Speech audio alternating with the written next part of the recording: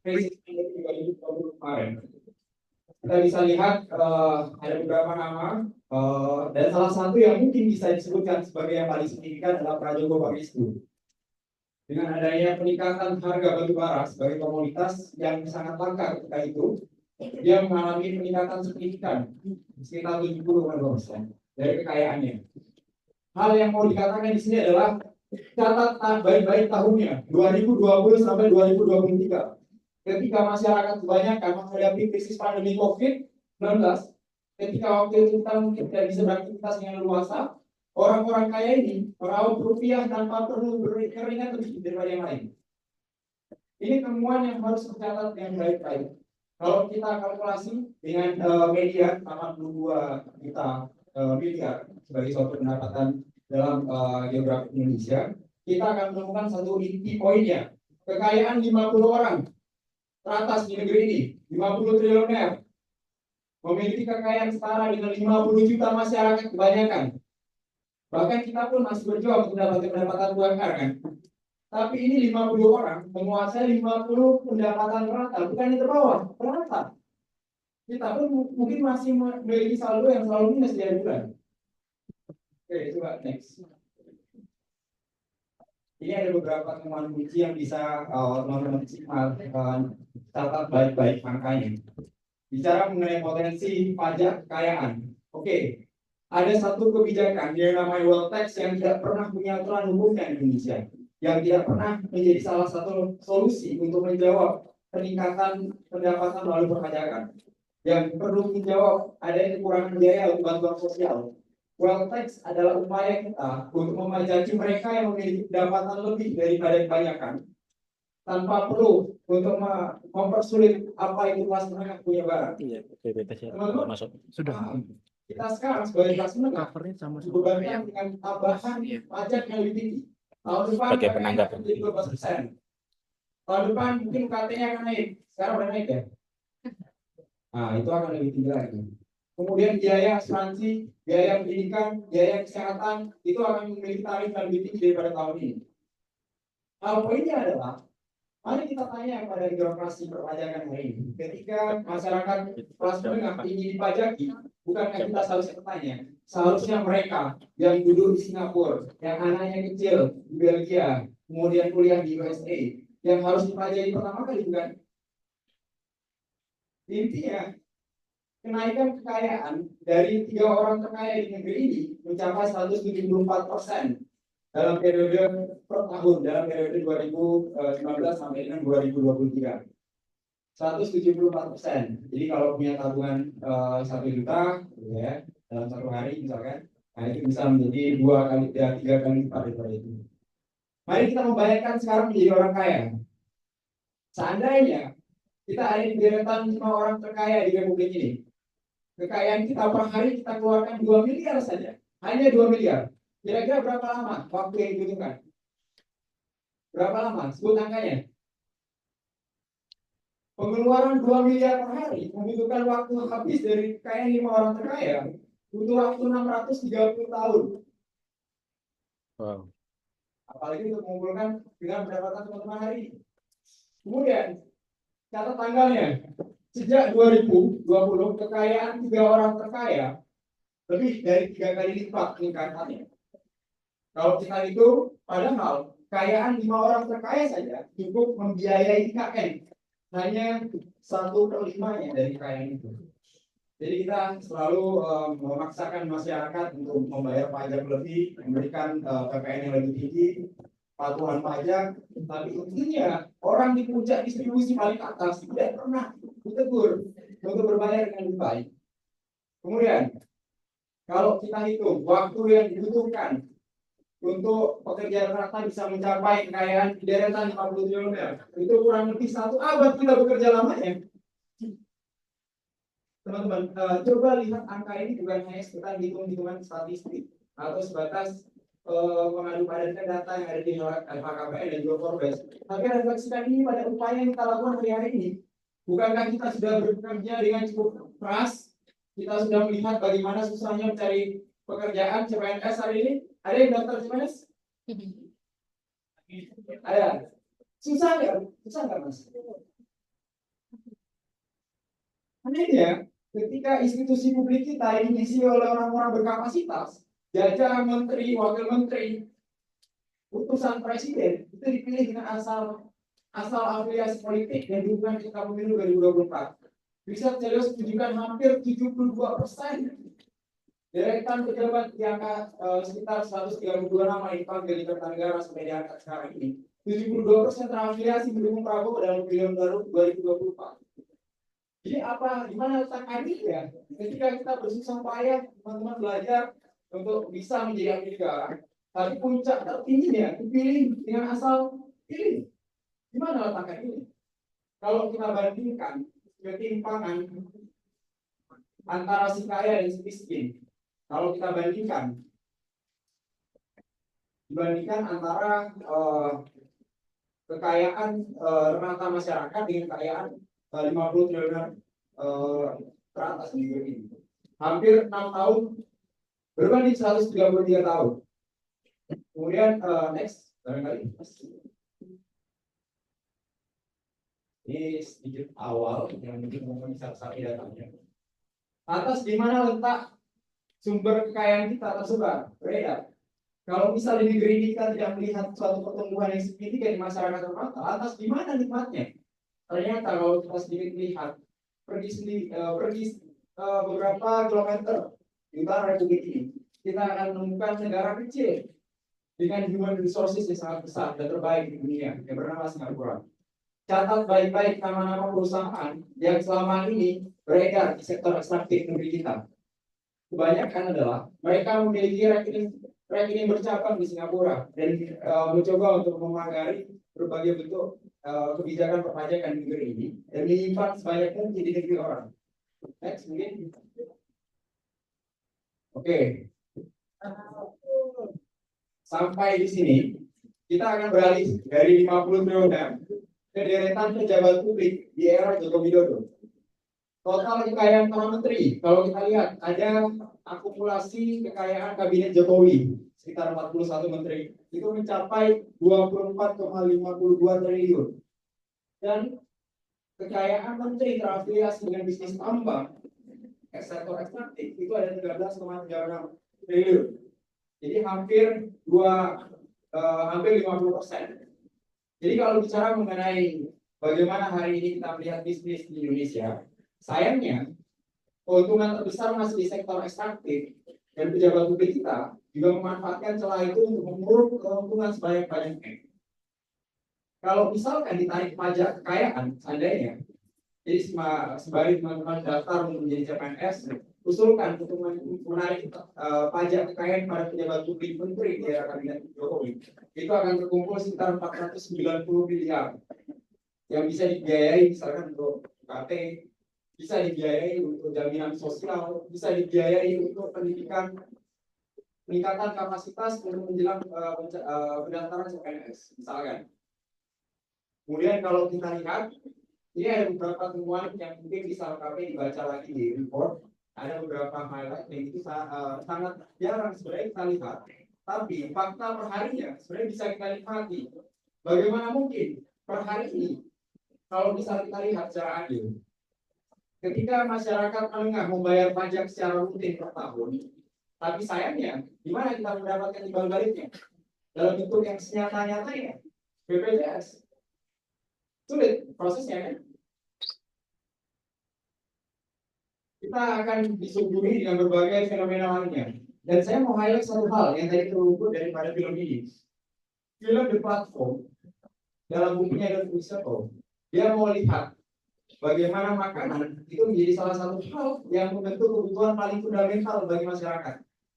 Tapi karena itu, kita mengalami dehumanisasi yang sangat signifikan rasanya. Mungkin hampir sama ya. Pembagian makanan ala di platform dengan makan bergizi gratis mungkin ya. Kalau kita lihat bagaimana kita bisa memulai pembagian makanan bergizi gratis yang itu bisa diakses dengan startup. Kalau startnya dari Tangerang, Kepala BGM mengatakan bahwa semua program ini akan mayoritas akan berjalan di Jawa karena sebagian besar pelajar ada di Jawa. Apakah itu logika yang dibenarkan? Dan kita ingin mengakui itu secara secara saintifik benar. Karena pelajarnya banyak di Jawa, lantas program ini berjalan di Jawa. Lantas di mana letak permasalahannya selama ini? Siapa yang kurang makan hari ini? Siapa yang merasa tidak cukup gizinya selama ini? Di mana letaknya, di Jawa atau di pulau luar Jawa? Ada yang salah dari cara kita untuk menentukan target yang tepat dalam perlindungan sosial paling dasar yang merupakan kewajiban negara. Lihat bagaimana praktek-praktek dunia menyatakan bahwa program makan bergizi gratis adalah satu hal yang paling signifikan yang dibutuhkan. Karena dengan itu akan meningkatkan potensi belajar, kehadiran akan semakin membaik. Tapi satu hal, asal itu tepat sasaran dan efisiensi dalam hal birokrasi pendistribusian. Sayangnya kita tidak memiliki dua hal itu. Bicara mengenai makan bergizi gratis, ada nggak teman-teman di sini yang butuh tambahan makanan? Ada nggak? Ada. Apakah itu selesai? Masalah pendidikan kita ada yang memberi makan bergizi gratis? Sesederhana itu cara berpikir kita. Saya mau uji, mau merangsang bagaimana teman-teman melihat rumitnya kompleksitas permasalahan pendidikan hari ini. Bagaimana kita tidak memiliki penggajian orang yang dosen yang baik. Kita tidak punya sistematika untuk reorganisasi UKT yang tepat sasaran. Kita tidak pernah punya instrumen untuk itu. Lantas apakah membagi-bagi makanan untuk meningkatkan gizi untuk seluruh anak yang berawal dari Tangerang itu tadi cukup untuk menyelesaikannya? Jauh panggang daripada api.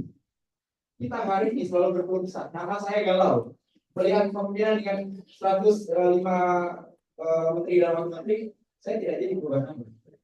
Saya masih galau untuk menyongsong masa hari ke depan. Teman-teman saya mau bilang satu hal. Silakan hafalkan wajah-wajah di kami. Dan mungkin sebagian berganti dan sebagian masih bertahan. Ada beberapa nama yang bahkan lintas kabinet tidak pernah hilang wajahnya. Catat baik-baik orang-orang ini. Peningkatan kekayaan di sini itu lebih rendah daripada apa yang sebenarnya terjadi. Kita hanya menghitung LHKPN, yaitu sudah dimanipulasi sedemikian rupa. Kita tidak pernah punya anggaran yang terbuka secara rigid. Kita tidak punya mekanisme perpajakan yang memantau itu secara ketat. Kita tidak pernah menghitung apakah keuntungan dia ketika menduduki sebagai menteri, wakil menteri, atau kepala badan strategis itu meningkatkan kekayaan perusahaannya. Kita tidak menghitung. Jokowi Widodo 75%, ya kan?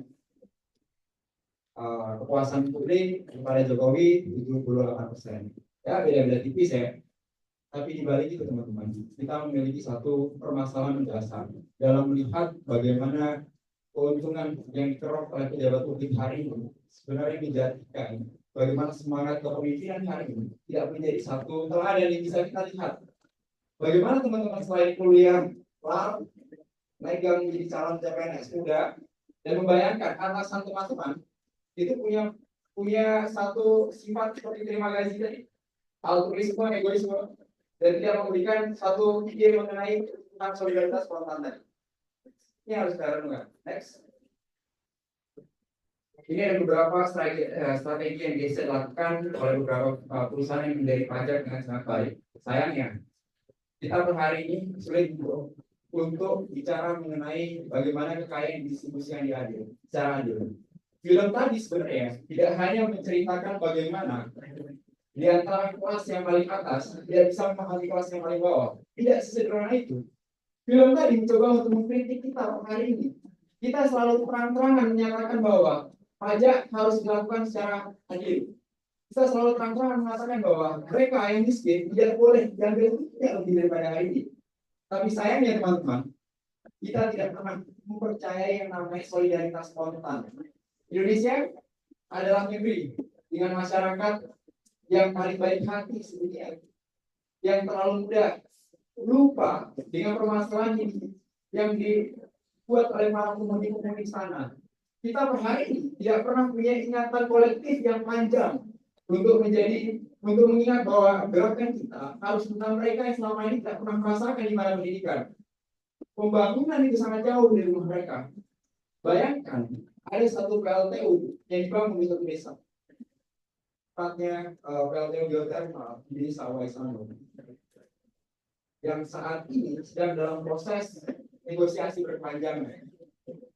Waisano adalah satu tempat yang indah yang semua bisa rasa.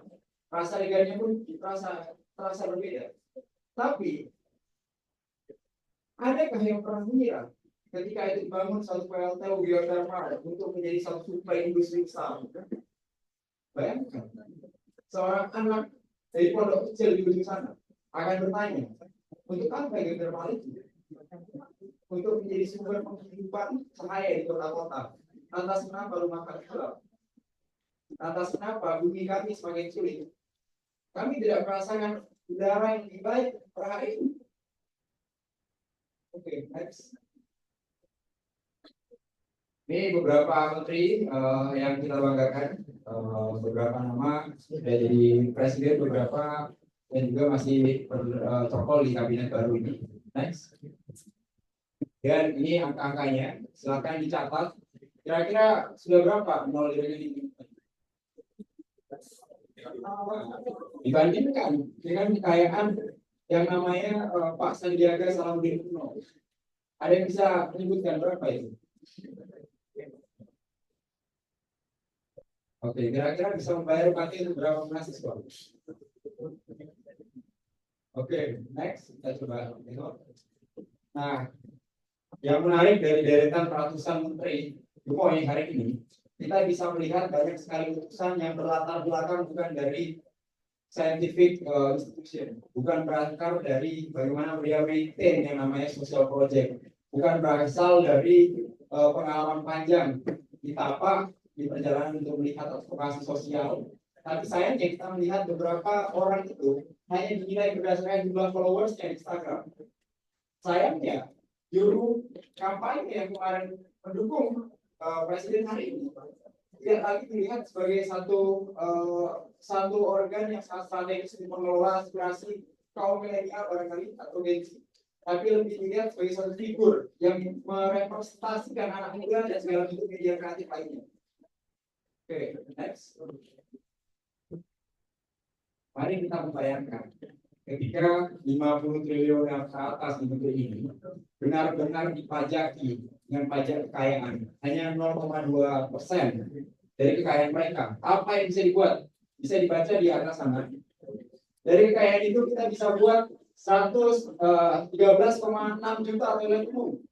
Nah, sekarang yang sulit dapat toilet di kampus ada. Kampus bisa dibangun beberapa toilet tambahan dengan uang kekayaan ini. Mana yang selama ini ada nggak teman-teman di sini yang susah bayar kuliahnya? Ada. Ada sekitar 18 juta mahasiswa yang bisa dibiayai dengan pajak kekayaan ini. Ada nggak yang selama ini teman-teman disabilitas yang susah langsung membeli kursi roda? Ada sekitar 24 juta kursi roda yang bisa diberikan ke mereka. Dan kaum perempuan yang selama ini kesusahan untuk mengakses beberapa fasilitas publik, ini akan bisa difasilitasi dengan adanya pajak kekayaan. Oke, next. Berapa terkait dengan transisi energi, kita bisa bangun 1,54 gigawatt dari transisi energi bersih. Ada banyak hal yang bisa kita lakukan dari mengajaki orang kaya untuk memberikan kehidupan yang lebih baik untuk mereka yang ada di bawah. Next. Oke. Siapa tahu anda terkaya di muka bumi? Nanti bisa dikasih apa dari Febri. Namanya Siu. Dari Febri nanti. Sebagai Masih perintahnya komandonya dari Febri. itu cukup dibayar. PT yang udah ada di sini ya Pak? Sudah standby. Kalau dibeli kambing ya, coba bayangin Mas, beli kambing. Ada 21 juta ekor kambing yang bisa dibeli. Bayangin kalau dijejer di jalan Udan. Berapa panjangnya? Kalau misalkan bansos diberikan kepada masyarakat yang membutuhkan, itu panjangnya bisa sampai 9 baris panjang daratan Amerika. Oke, next. Mimpi ya teman-teman. Ada satu pesan yang mau saya resonansi dengan sangat keras kami ini. Kalau misalkan boleh, kita awalnya sebentar saja. Angka tadi hanya menjadi informasi yang selintas lewat, hanya menjadi satu fakta yang mungkin menarik, tapi kita lupa setelahnya. Tapi pengalaman kemarin menulis laporan ini bersama dengan tim, bukan yang menarik dari bagaimana kita merepresentasikan angkanya, tapi bagaimana respon dari jajaran-jajaran itu. Ada yang merasa bahwa kekayaannya lebih daripada itu, ada yang merasa angkanya tidak tepat, tapi yang paling penting adalah kita mulai menemukan bagaimana ketimpangan itu sangat nyata hari ini. Bagaimana mereka yang selama ini dibagi-bagi dan menerima sepeda untuk mengayuh beberapa ribu kilometer yang bahkan uh, akan puluhan jam untuk sampai kampus dengan mereka yang berkeliling dengan jet pribadi. Itu satu pandangan yang sangat berbeda dan tidak sama. Mungkin itu sedikit paparan terkait laporan perkembangan bersama dengan tim pencari yang lain, Mas Menjawab Biaskar dan Mas Nani Mandiri. Terima kasih semua.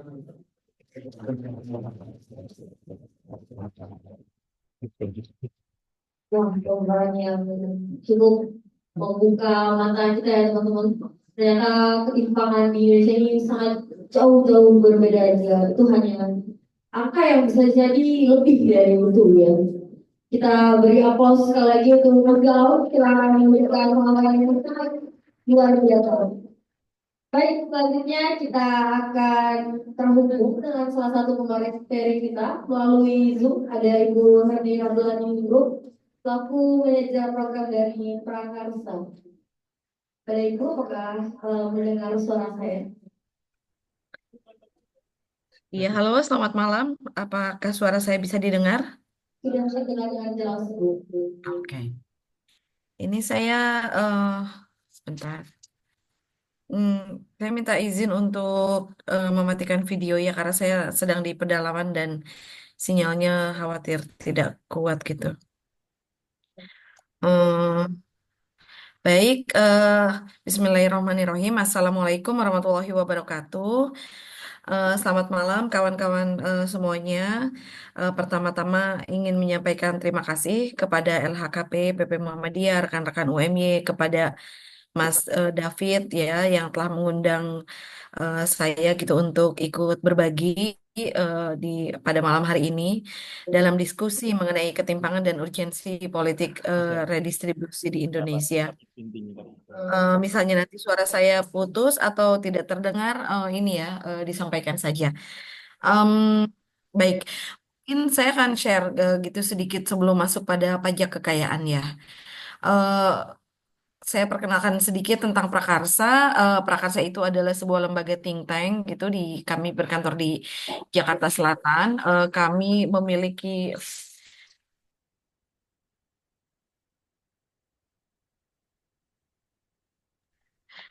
kami memiliki fokus isu eh, tiga eh, di tiga topik ya. Yang pertama social policy, economy policy, dan sustainable development.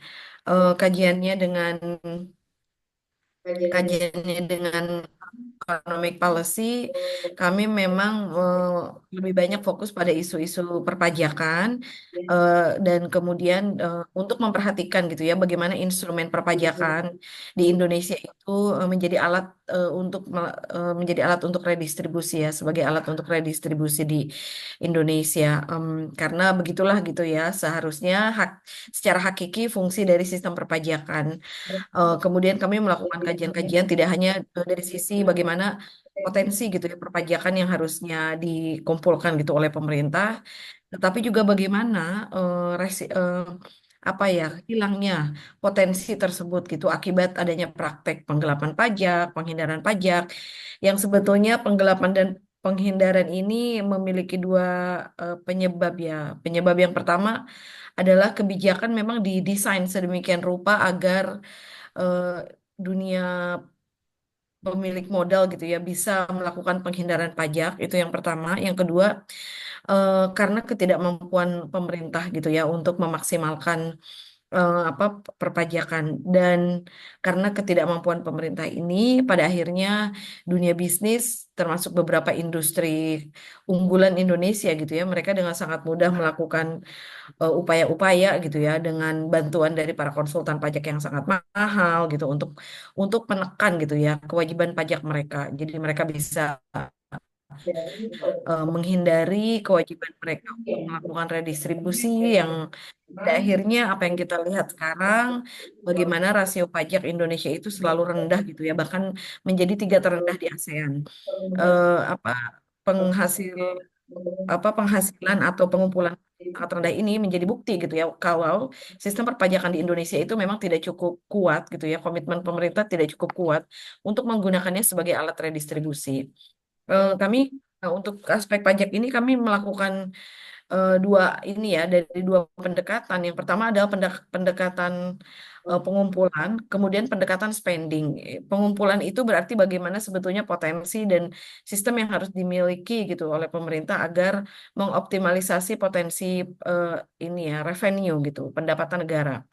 Kemudian spending berarti pada aspek bagaimana pemerintah membelanjakan gitu ya dana yang dikumpulkan dari pajak ini.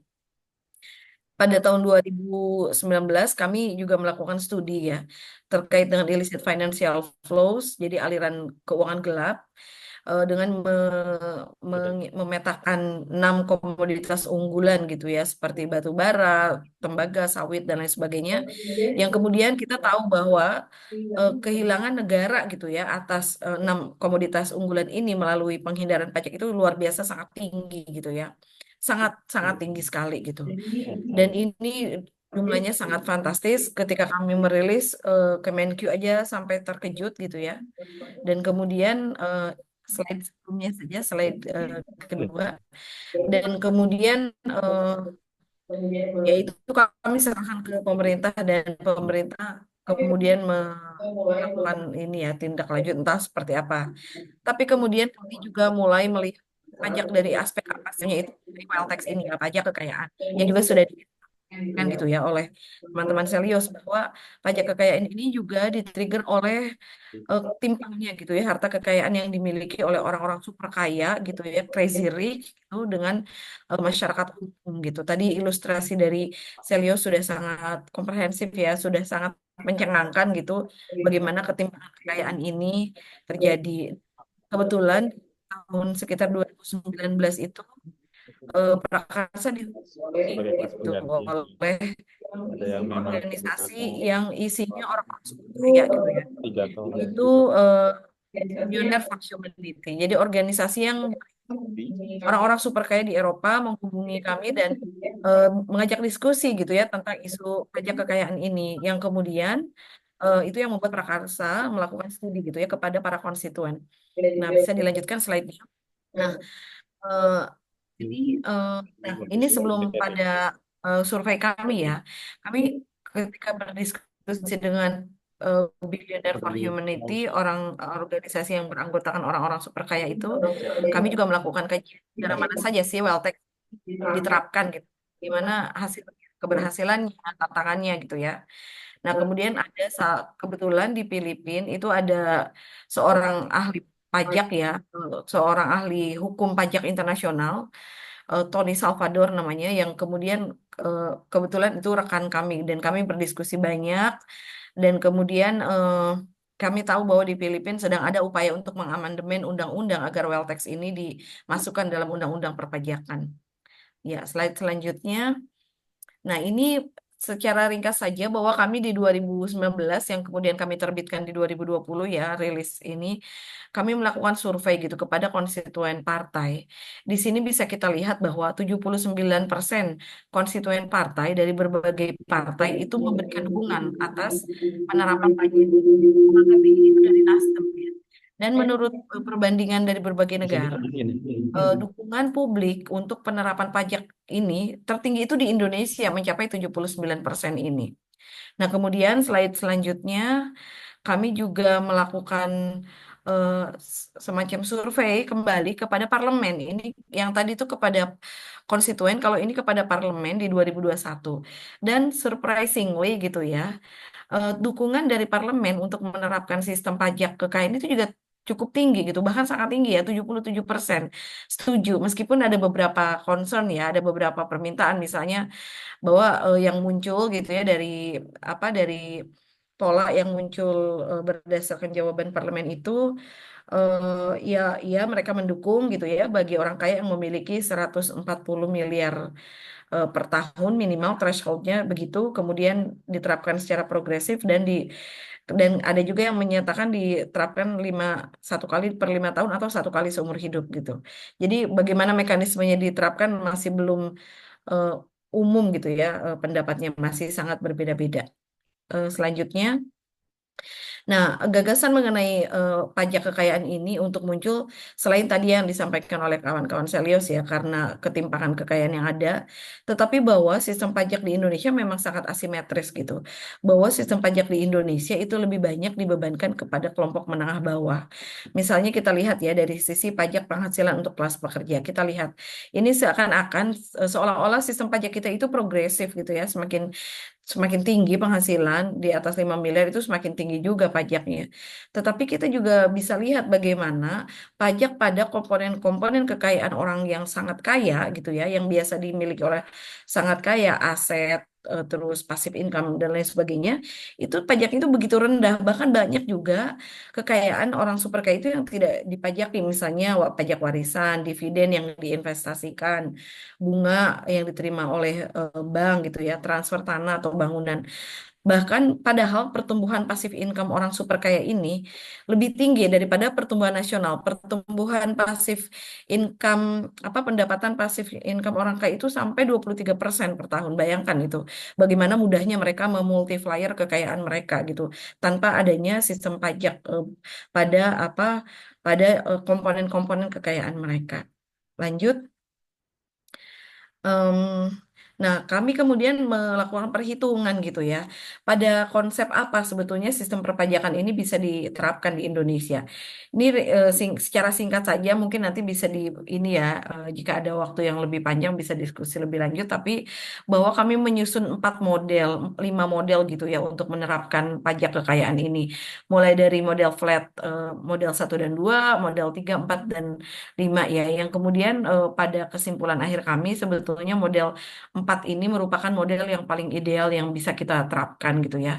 Karena model ini juga mendapatkan support. Jadi waktu kami melakukan, nah setelah survei konstituen, kami melakukan survei parlemen, kami juga melakukan wawancara mendalam terhadap orang super kaya yang masuk pada threshold ini ya, 140 miliar per tahun kekayaannya minimal, dan sebetulnya mereka willing gitu ya, mereka memiliki willingness untuk membayar, terutama bagi yang beberapa yang kami wawancara gitu ya. Selanjutnya. Nah, pada akhirnya kenapa kami memilih model-model ini juga untuk melihat berapa sih potensi pendapatan negara yang bisa masuk. Memang ini menjadi pilihan-pilihan ya.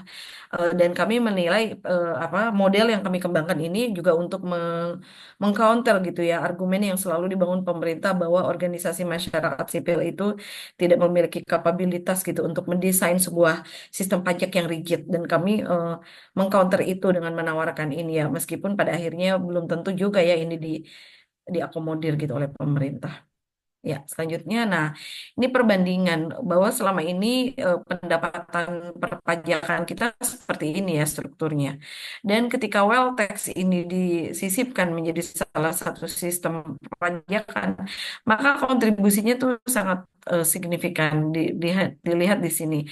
Bahkan itu bisa lebih besar dari pajak pendapatan, dari VAT gitu. Ini sangat signifikan, dan terutama kalau kita lihat misalnya katakanlah di sini ini ya VAT gitu atau PPN yang selama ini eh, apa kita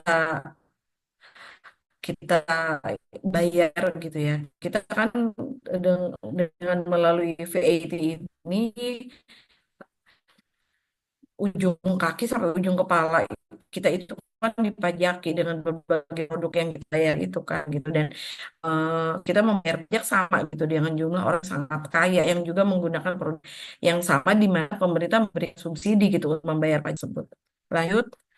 Nah, ini tadi udah ya bahwa kesimpulan dari kami ya, kami mengharapkan gitu ya, kami sudah punya multilateral seperti ASEAN Tax Forum, Asia Tax Forum, C20, G20, semua forum internasional intervensi gitu, dorong isu pajak kekayaan ini mulai dari C20, G20 India, G20